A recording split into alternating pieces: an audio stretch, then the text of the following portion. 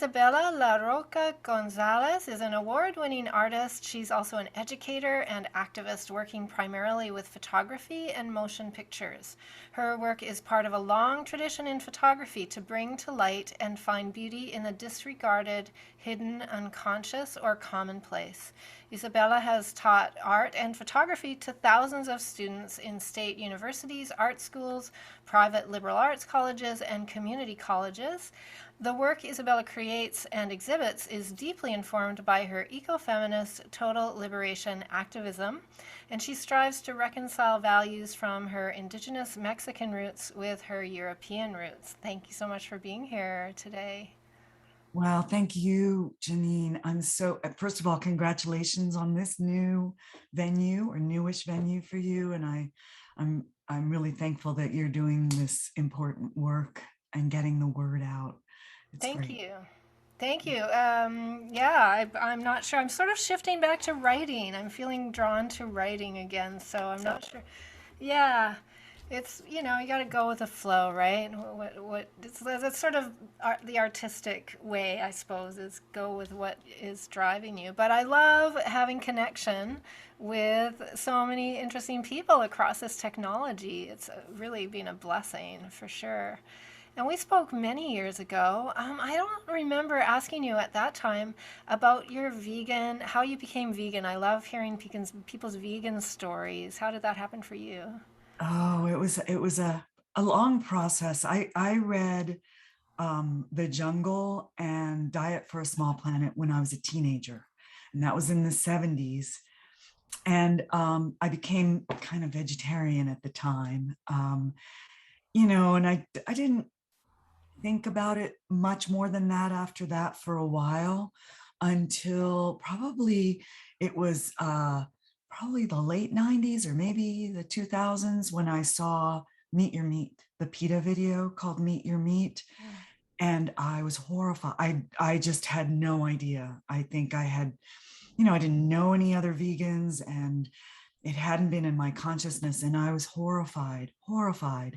And so I think at that point, I started really cutting back on, because I think at that point I was doing dairy, maybe eggs, maybe occasionally fish and chicken. And so I cut a lot of that stuff out, and I just kept cutting things back, not really wanting to be vegan because it just seemed, so extreme and all that.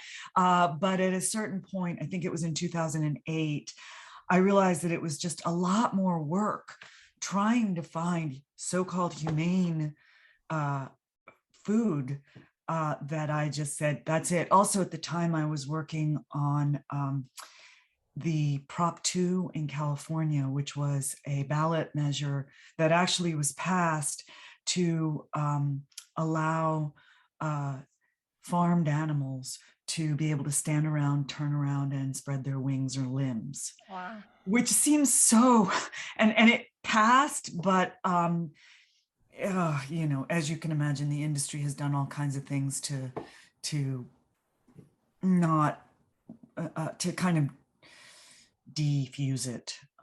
But anyway, at that time, I thought, well, what kind of hypocrite am I that I'm still eating these animals, or consuming them? I just got to stop. These mental gymnastics have to stop. It's a lot of work, isn't it? Trying to validate what you're doing. It's so much simpler to just let it go and find this new way. Yeah, it took me a while as well. I also had that impression. I thought veganism was some kind of cult, and I just didn't, I don't know where I got that from. So that's the power of the industry, I guess, to plant those seeds in us. But now it's I would never go back. Oh no. Oh, I can't even imagine. It's, I mean, I'm living right now in Kentucky, which I think I might be the only vegan in the whole town where I'm living.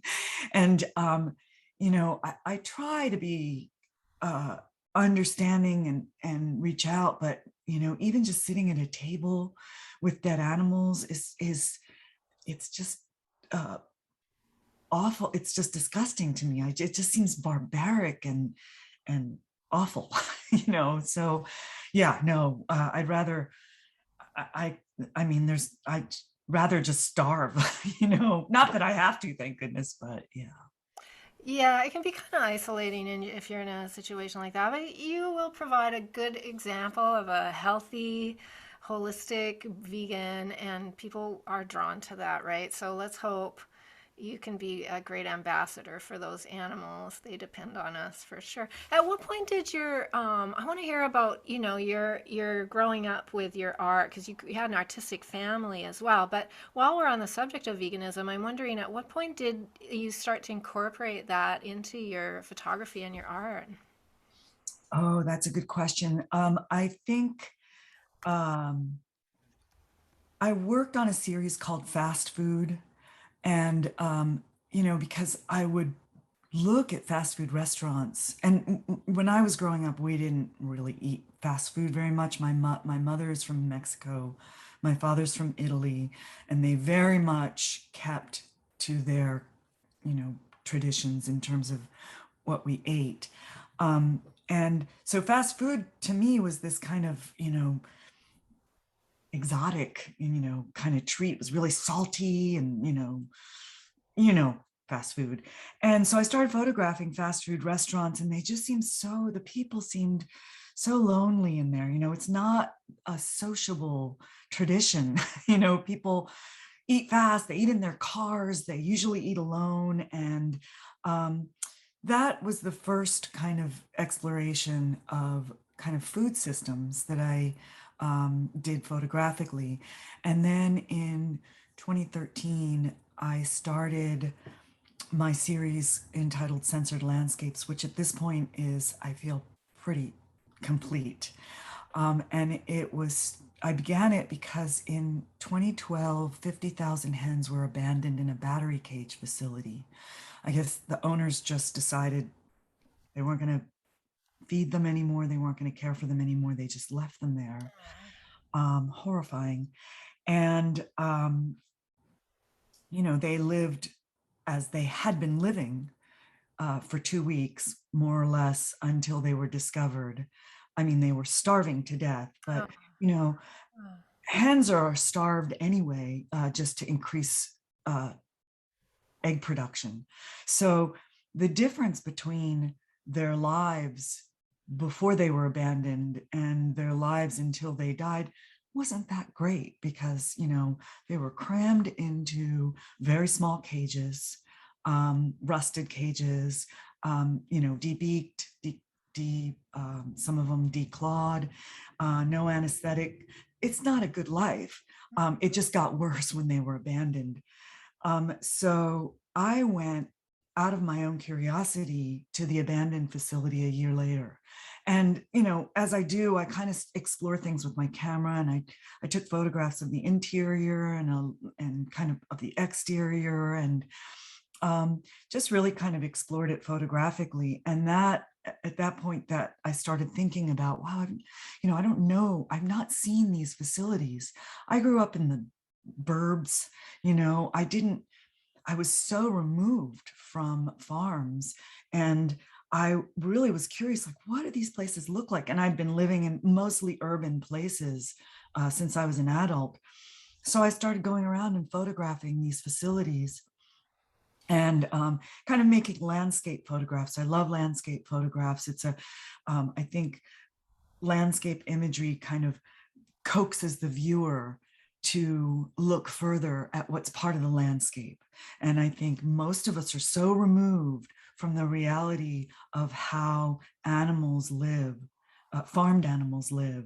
And so out of my own curiosity, I started it, and then I started making landscape photographs and photographing animals either on these places or in sanctuaries who had been rescued from these places. And that just sort of came together as what became Censored Landscapes. I also thought it was really important to contextualize these images, because in and of themselves, they're pretty banal kind of warehouse. You wouldn't recognize them if you're driving by. You know, they look like warehouses. You don't see, unless they're dairy farms or feedlots, you don't see the animals much. And I didn't realize that's what they looked like. So I thought it was really important to provide context, the reality of what these animals are living in. So I researched the number of animals in each of these facilities that are permitted, and that's part of the imagery. And I also invited poets and also writers, academics, activists to contribute. And I started writing myself about what I was learning about the industry. And so there's, and as you know, this industry touches all of society. I mean, the workers are mostly people of color. The environment, it's one of the leading causes of our present environmental crisis, and just so many, feminism, mostly it's the female reproductive system that's being exploited. Eggs, hens are exploited for their eggs. Dairy, um, you know, uh, caviar. Just so much is based on the female reproductive system. And The breeding, right? I think we don't think about the breeding a lot. breeding, oh, it's horrible. Artificial insemination. So almost all chickens, turkeys are artificially inseminated, which is, I actually have a whole description of the process. And I try to keep it clinical. I try to stay away from really dramatic terminology, but in my mind, it's rape. It's It is. Well, they call it a rape rack, I think, don't they? yes, in the dairy industry, that's the kind of vernacular term that the workers use for how the enclosure that the cow is used is restrained in, and they basically put their arm into her rectum. I mean, I just, it's so horrifying. I mean, And what a job too, right? Like oh, I having to know, that's horrible. It's think about horrible. your wife Yeah. and kids, and I mean, I think there's a high incidence of domestic violence among these workers as well. Yeah. Domestic violence, drug addiction, PTSD. It's not good for the workers. It's not good for the neighborhoods in which these facilities are built. It's not good for anybody except for the profiteers. The people who are lining their pockets. And in fact, I also have a fact sheet about the economic implications and the kind of what's the revolving door between government and these agribusinesses. Just four large corporations have 60% of the American poultry industry. Just four. Wow. And it's really it's really horrifying. It's the current I think he's the agricultural czar. I forget his title. He's the head of the dairy Council or whatever. council. Yes. It's sorry, my cat has decided that she wants to be part of this conversation. She's and it was brought to my attention too recently. I hadn't thought really about this, but when I was speaking with Will Tuttle, and he mentioned about the big pharma, right? And he mentioned how like the agribusiness, they can shift. They are shifting. They're figuring out that people want plant-based and they're producing plant-based, so they can shift their profits over if they wanted to. But big pharma really depends on all those people who are sick with all the heart disease and cancer and diabetes and dementia. They have nowhere to shift to. They need to have sick people, right? I hadn't really thought about that before, and that connection between government and big pharma and big ag. Yeah. Oh, yeah. I mean, I just, there's so many illnesses caused by eating animal agriculture. And in the past, meat eating was not so huge as it is now, and people are living longer. So between the two, people are depending much more on big pharma, on drugs to stay alive, diabetes. So people are taking diabetes drugs to deal with their diabetes, which is connected to animal agriculture. As you said, heart disease, they're depending on statins and blood pressure medications and cholesterol medications to keep that all in check so they can keep eating animals. And it's all, connected. And that's what was very much part of my intention with this project, was to make those connections, that this isn't just this, oh, those vegans, they love animals. It's, yes, I really care about the animals. I feel much compassion for them, but it's also about caring for the workers. It's about caring for the environment. It's about caring for people's health. It's about caring for social justice, and you can't separate that stuff No, out. no, it's a big eye opener. And you mentioned that like people do eat a lot of animal protein now. I worked for a while with adults with developmental disabilities, and I just could not believe how it was like every meal we had to incorporate some kind of animal protein, a glass of milk or cheese, or I mean, it was just, it was really hard for me to do that job. I loved these people, and a lot of them are very sedentary, anyways, and they're just become enormous, which we know now is one of the Yes. comorbidities for this new disease that we have. So, but traditionally, I get that there was a time in human history when this new protein source, maybe it was necessary, I guess, and it helped things evolve, cultures evolve and stuff, and it helped us move and spread around the planet and live in different areas. But growing up with a Mexican and Italian, I mean, they're very like food centered, like you say, and but food isn't just something that you kind of gobble down. It's a real part of every day. Can we go back to that and what that was like growing up for you? Yeah, actually, both of those diets are not super meat centric. They've become so over the years, but when I was growing up, it wasn't really, the meat wasn't the central part of the meal. And as you said, it's a much more socializing, when you eat together, you are also sharing all sorts of, ideas and emotions and things like that. And my mom actually, both my parents, but especially my mom, because she was more in charge of the food on a daily basis, was really supportive of me when I went vegetarian. She would go buy Loma Linda for me and, make sandwiches with bean sprouts and things. She was pretty enlightened about how we weren't allowed to eat sugary cereals.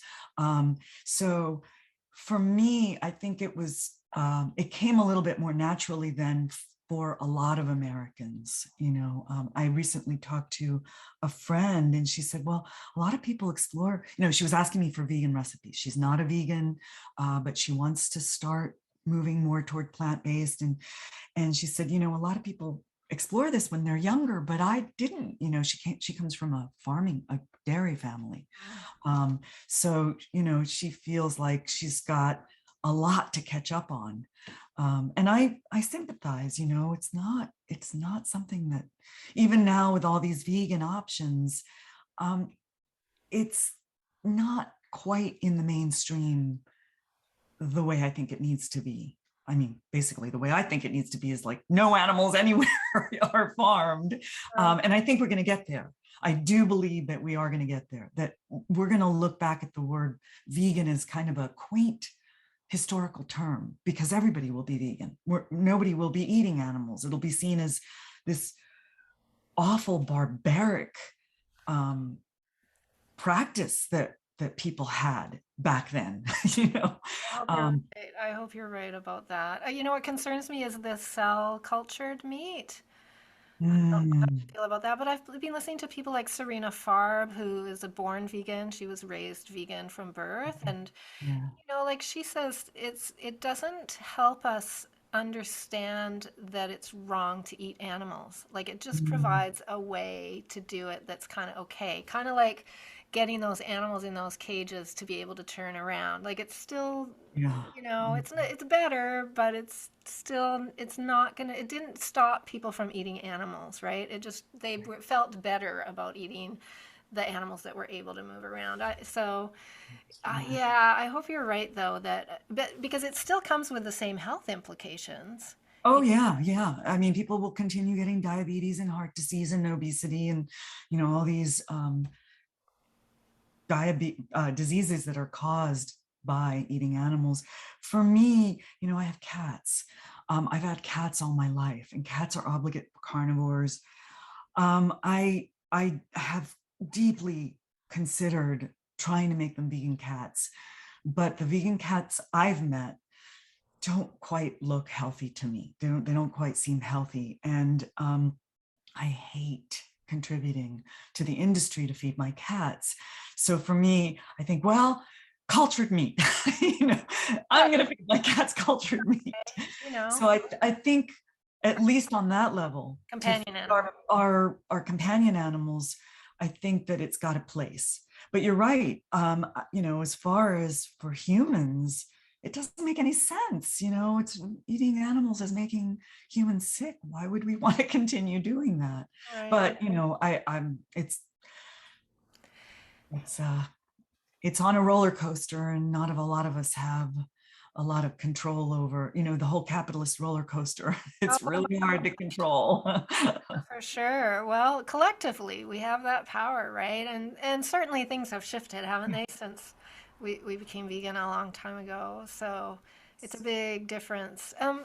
We're back to your family food, and because I think it's not just the food eating, but it's the whole raising of the food, like growing the food and chopping the food in the kitchen, and the family doing that together. And so, were you able to sort of figure out how to veganize some of your favorite traditional Italian and Mexican food dishes? Oh, easy peasy. That's so easy. Everything can be easily veganized. Mexican food, traditionally it's based on basically beans, rice, and corn, and squash. Those are the three sister crops that indigenous people all over the Americas depended on when the Europeans came, pre-colonial times. That was agriculture. Indigenous people did not farm animals at all. They didn't subjugate them at all. They didn't breed them. I'm sorry. She said, I'm going to try to get her out of the way. Come on, baby. Not on the screen, so she's okay. Oh, okay, good, good. I guess she's out of the way of the camera. So it is no problem at all. And in fact, that's part of my Censored Landscapes project as well, is to re-indigenize, to decolonialize and re-indigenize. The Europeans, along with bringing, firearms and diseases and genocide, brought chickens, pigs, cows, goats, and that way of agriculture is also, even outside of farmed animals, monocultures is really decimating our planet. And we have a lot to learn from indigenous agricultural practices, which were much more agroecological, much more in harmony with the ecology, rather than beating back and subjugating and dominating the ecology. And my Mexican roots are all about that. My grandmother's, her people were indigenous, and so I still have, at least in my DNA, I still have a connection to that. And of course, there's been a lot of racism against indigenous people, not only in the United States, but in Mexico. And I think slowly people are becoming enlightened, but it still happens. When you watch TV in Mexico, what you see, mostly the actors and actresses are much more European. You don't see a lot of indigenous faces. It's slowly changing, but very slowly, and I think you're experiencing something similar up where you are, kind of the re-indigenizing our trying to re-indigenize of the culture.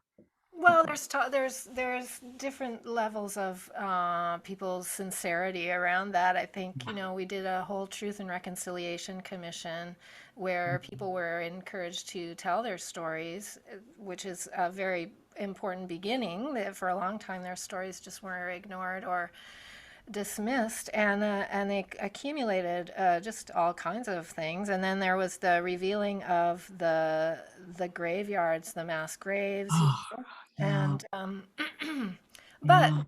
right now, up north in British Columbia, is a community of Wet'suwet'en tribes there, and I'm sorry, I'm gonna mess it all up, but I think the Wet'suwet'en is comprised of different tribes, and then there's other tribes now joining because they're the pipelines. They want to put the pipelines through their lands, and this has been going on for, oh my gosh, at least a decade. So what these folks did was they went out into their traditional lands because none of the lands were ever ceded in British Columbia. They never signed treaties here, where they did in Ontario, for example. They have treaties, but here so the land is just stolen basically. So when they got wind of these pipelines going through, they just started building. They just moved back to the land. Literally, they went from the cities and they moved back onto their traditional lands, and they picked up their traditional lifestyles, and they built structures and healing centers. And amazing, right? And people came from all over the world, and we're talking, it's 50 below in the winter up north in British Columbia. So this is pretty hardy. And they were hunting and trapping, and which,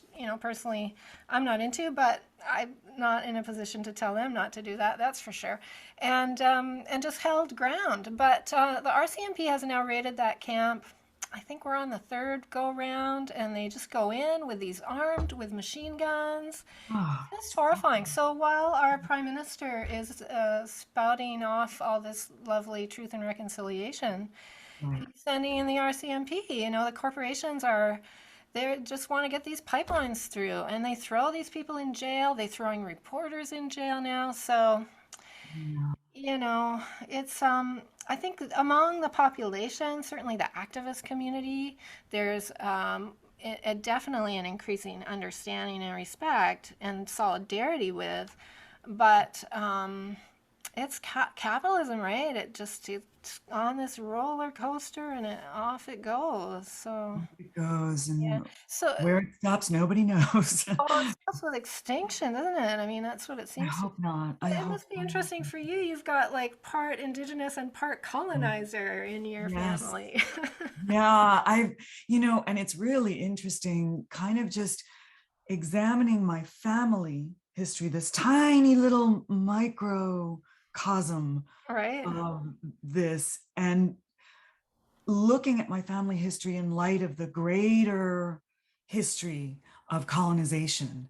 And it's just really interesting to see that. And, I loved my parents. I love my parents. They've passed, but I really love my parents. I'm really grateful for everything that they did for me. They really worked hard for me to have all of the advantages that they did not have. But just looking at their dynamic and looking at, there was internalized racism, there was,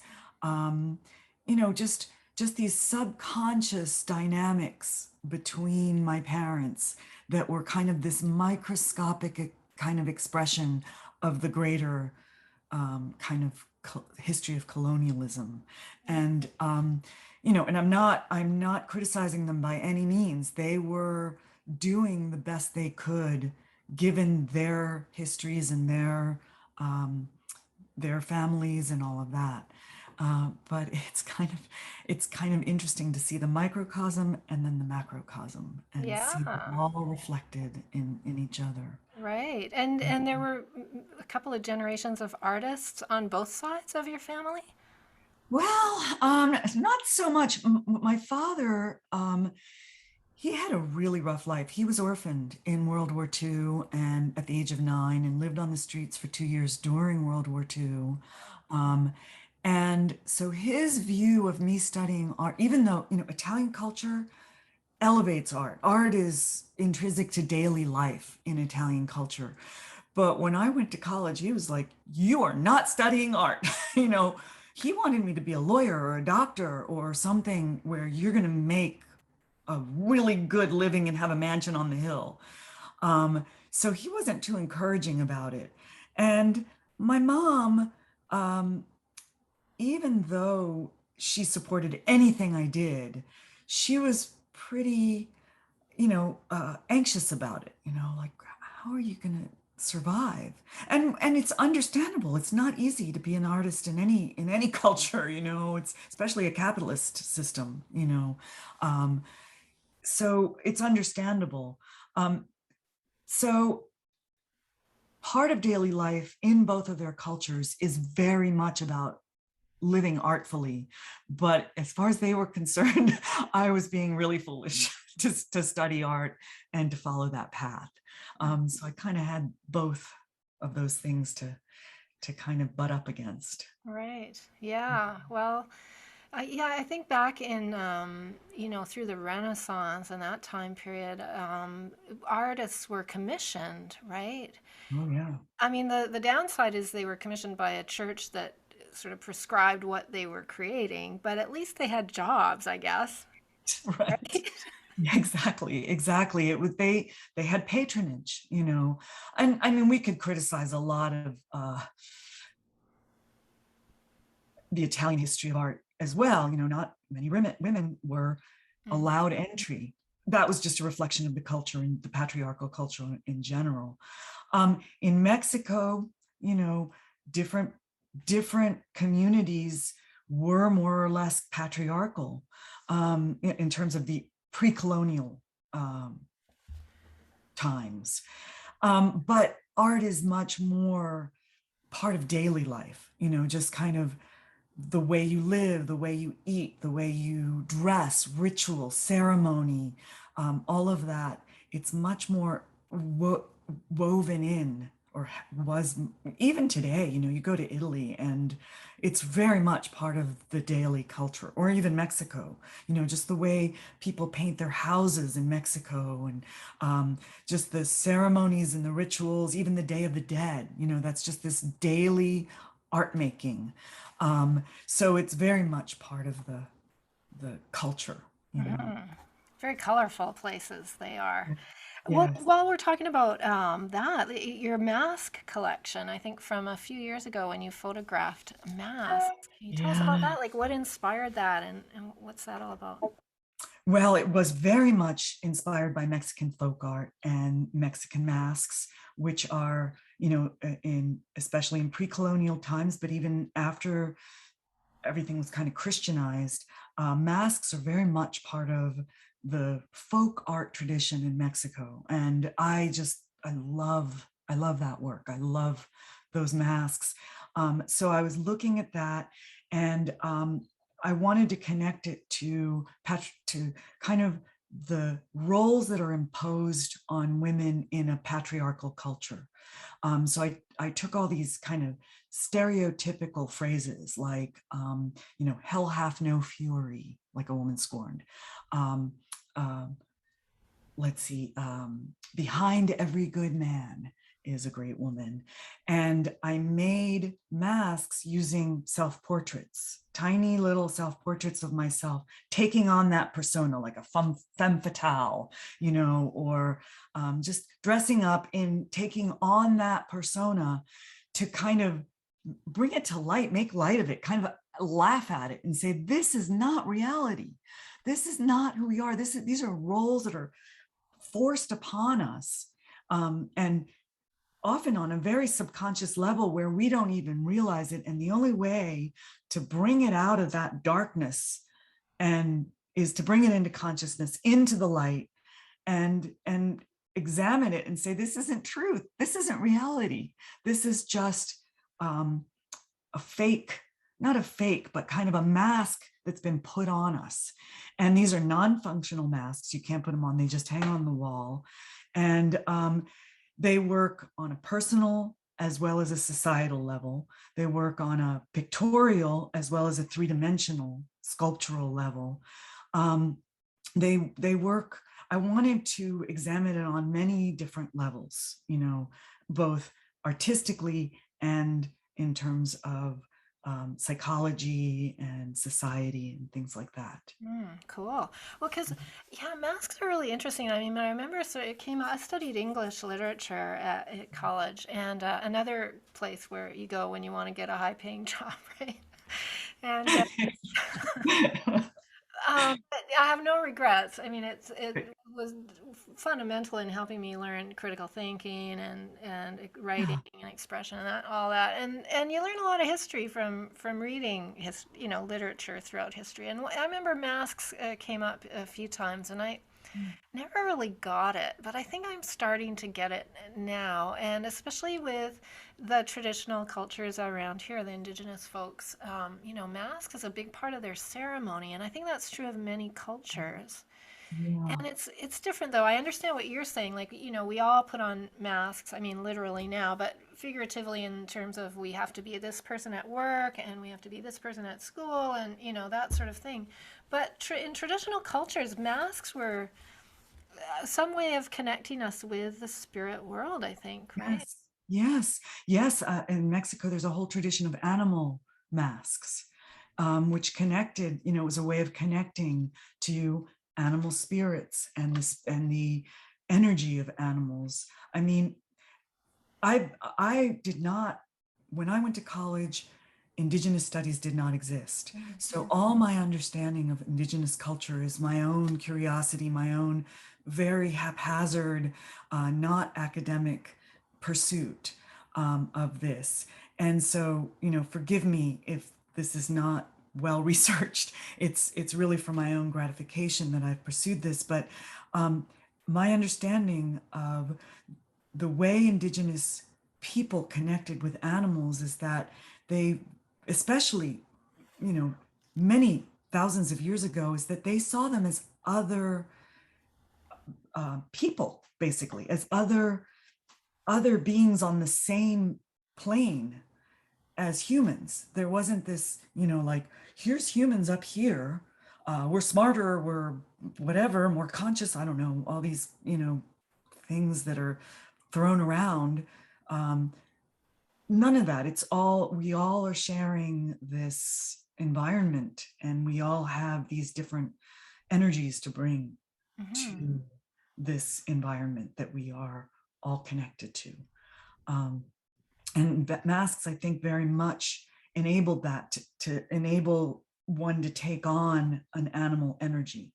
You could put a leopard mask on, and that then you could then take on that leopard energy. Similar to dance. I think dance was very much part of that movement in the way that animals move, to more deeply connect with other animals.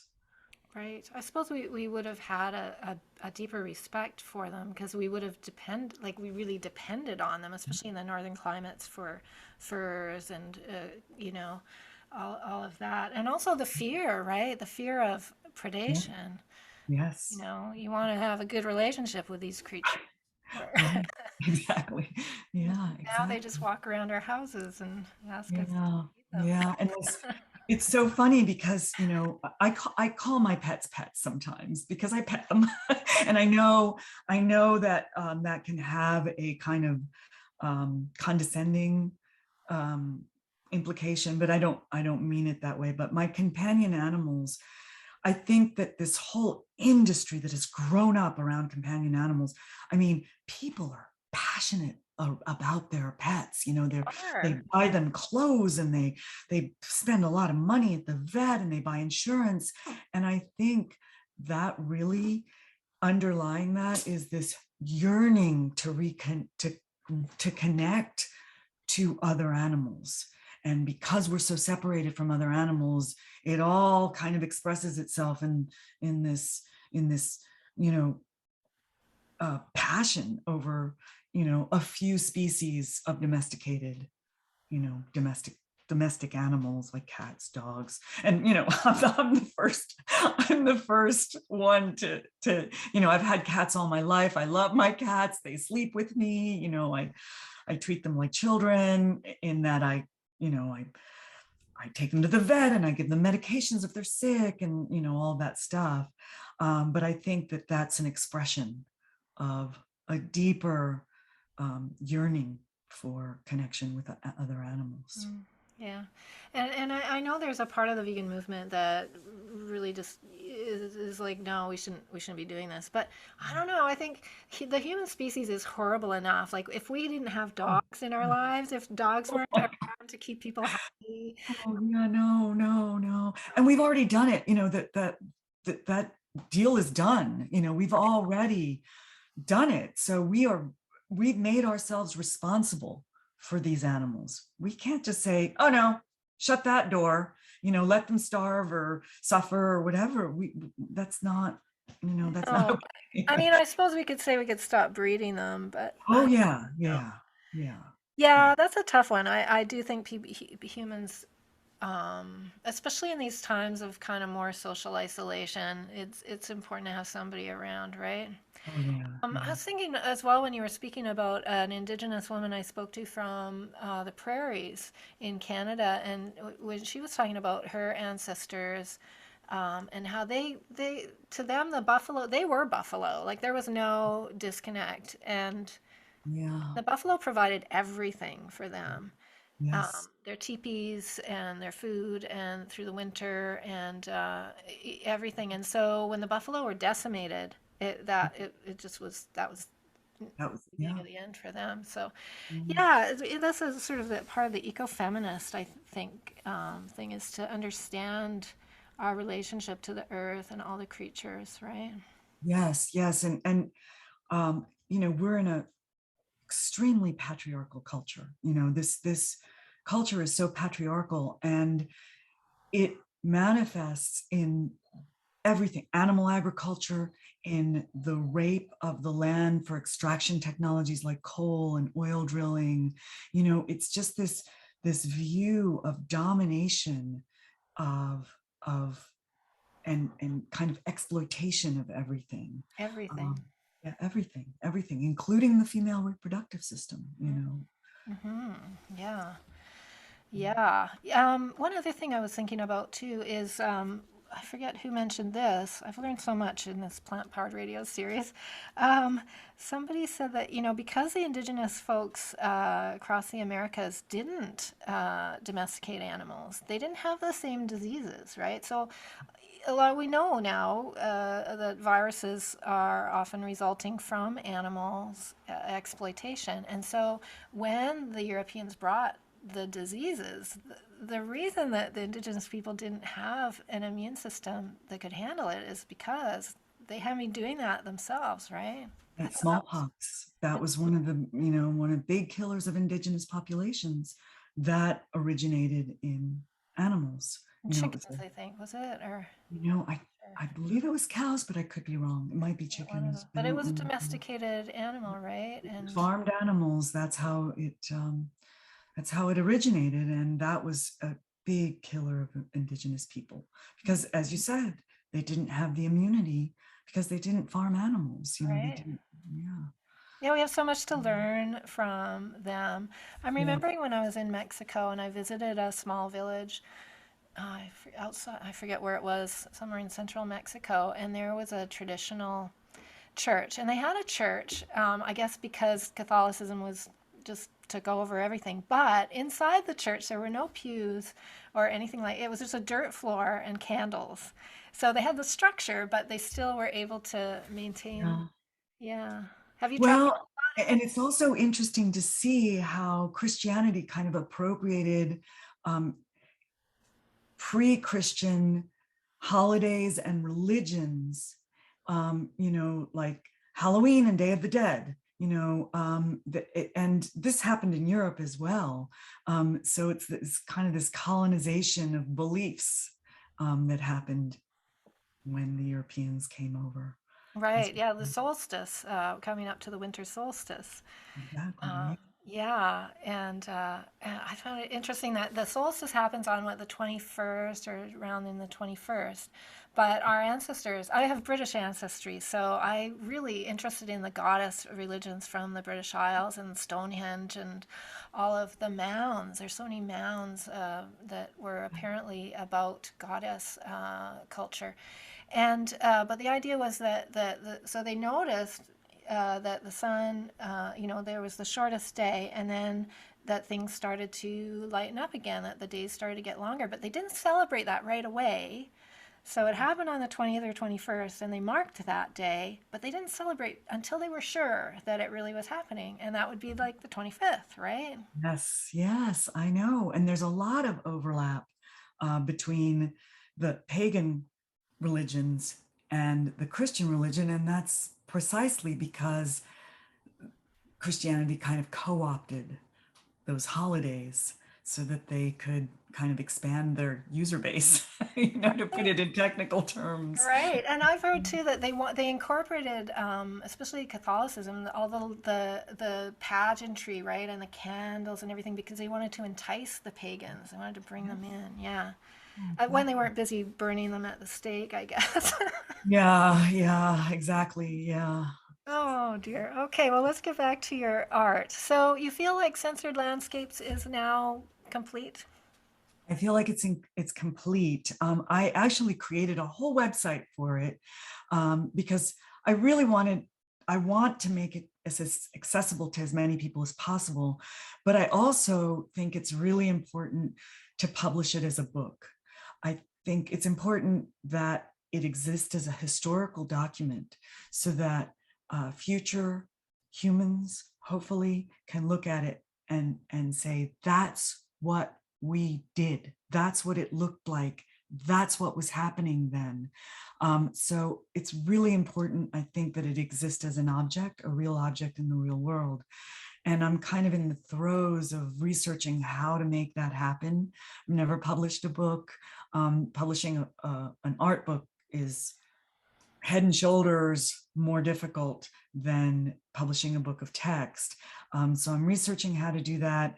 And I've been advised that it's probably, if I want to find a publisher, it's best to not put all the content accessible for free on the internet.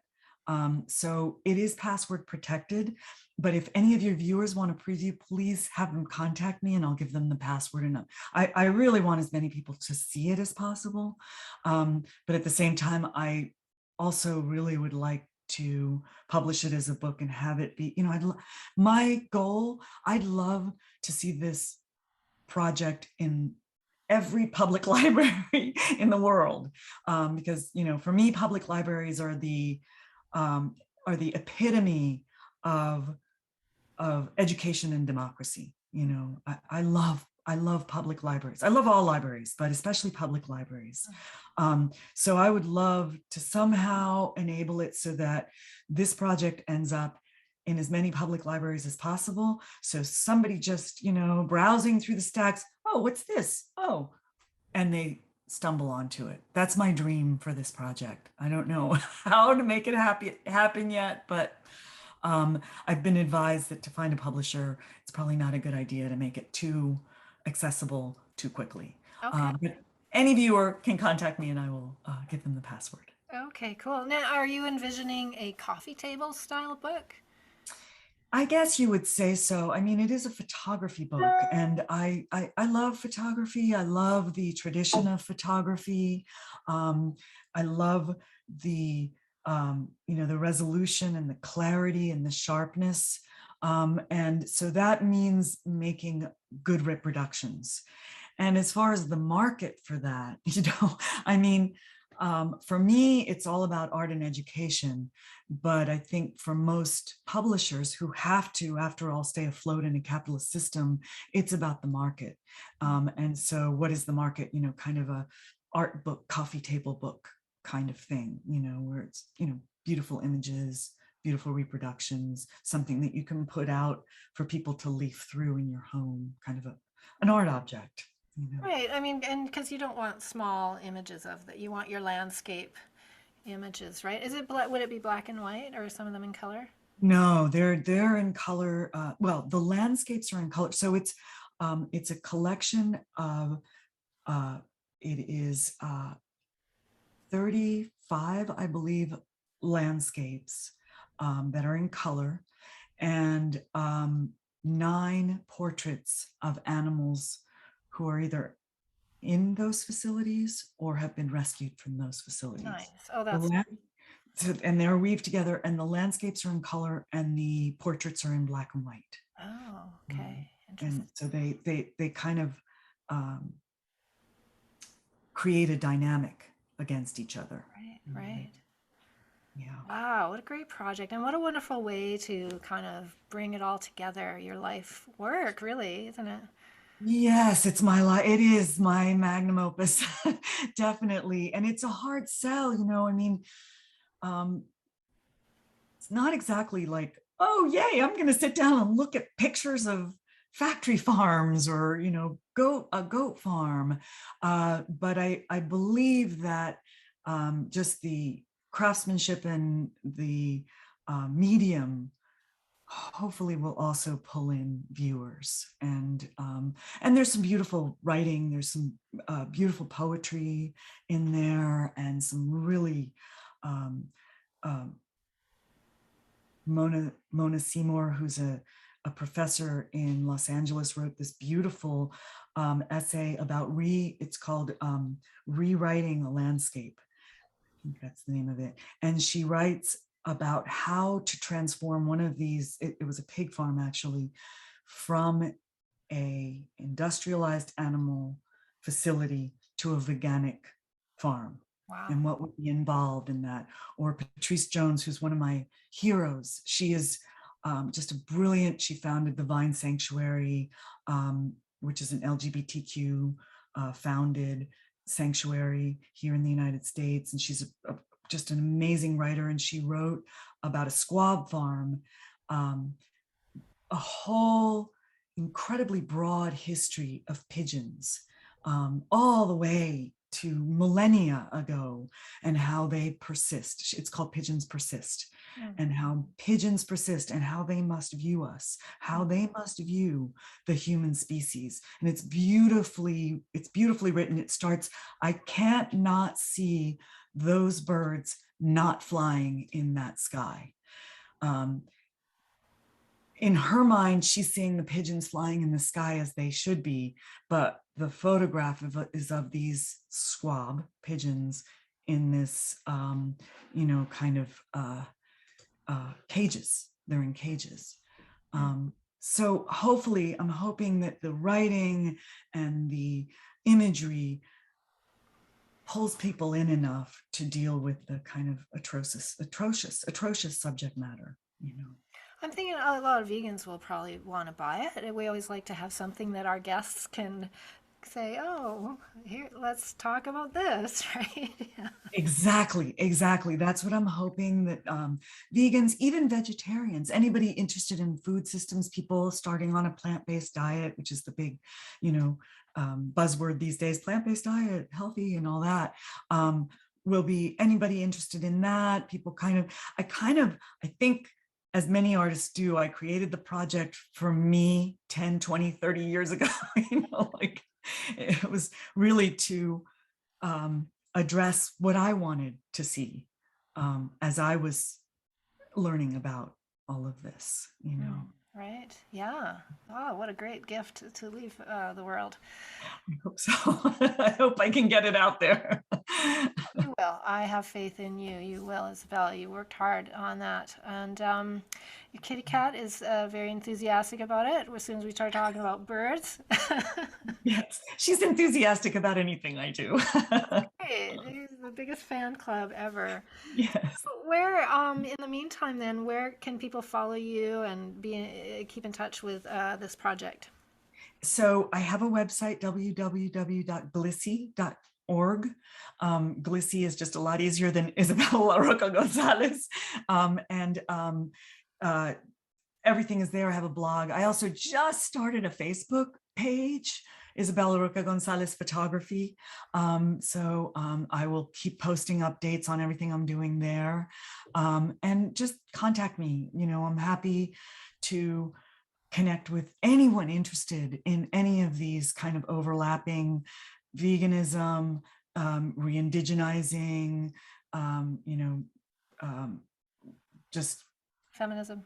feminism, ecofeminism, anti-racism, all of this stuff. I mean, this is what I live for. This is my photography, art, you know, this is my purpose in life. And I love to connect with people. Awesome. That's great. Well, it's been really great connecting with you today, Isabella. Really great, Janine. I always love talking to you. You ask such great questions, and I love following your. I found out that I can subscribe to your podcast, and I listen to podcasts all day long. So I will be listening to all of your podcasts. Thank you. That's wonderful. All right. You take care. Okay, you too.